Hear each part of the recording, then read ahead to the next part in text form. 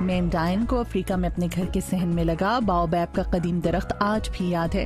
جب وہ ننھی بچی تھی تو انہیں اس درخت پر چڑھنے یا اس کی شاخیں کاٹنے کی اجازت نہیں تھی۔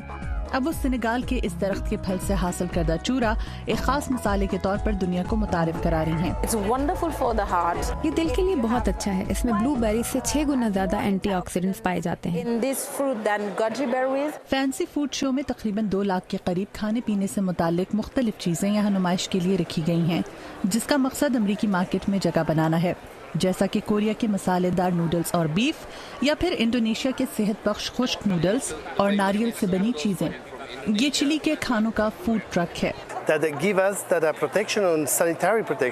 ہم چلی کے روایتی کھانے یہاں لائے ہیں۔ ہمارے ملک کے پہاڑی، شمالی اور جنوبی حصوں میں مختلف پکوان تیار کیے جاتے ہیں۔ ہم نے ان سبھی کی ورائٹی یہاں رکھی ہے اور یہ صحت بخش بھی ہیں۔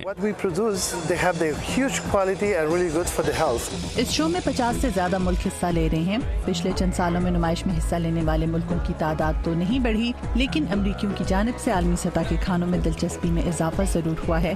واشنگٹن کی مختلف دکانوں کو تیل اور سرکہ فراہم کرنے والی ایک دکان کی مالکہ رنے ہیں، جو اپنی دکان کے لیے نمائش سے چیزیں خریدتی ہیں۔ اس شو کی ایک اچھی بات یہ ہے کہ میں مختلف ملکوں کے ان لوگوں سے مل سکتی ہوں جن کے کھانے یہاں رکھے گئے ہیں، اور ان سے پوچھ سکتی ہوں کہ یہ کیسے بنائے جاتے ہیں۔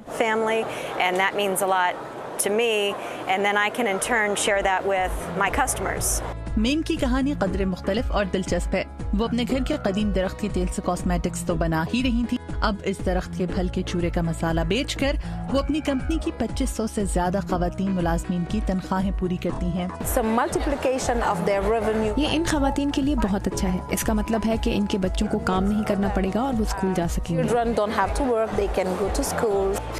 افریقہ میں زندگی کا درخت کہلائے جانے والا باؤبیب کا یہ درخت افریقی خواتین کو نہ صرف پیسے کمانے میں مدد دے رہا ہے، بلکہ ان کے لیے امریکہ کے دروازے بھی کھول رہا ہے۔ کیرولین پرسوٹی کے ساتھ مدیحہ انور، اردو VOA۔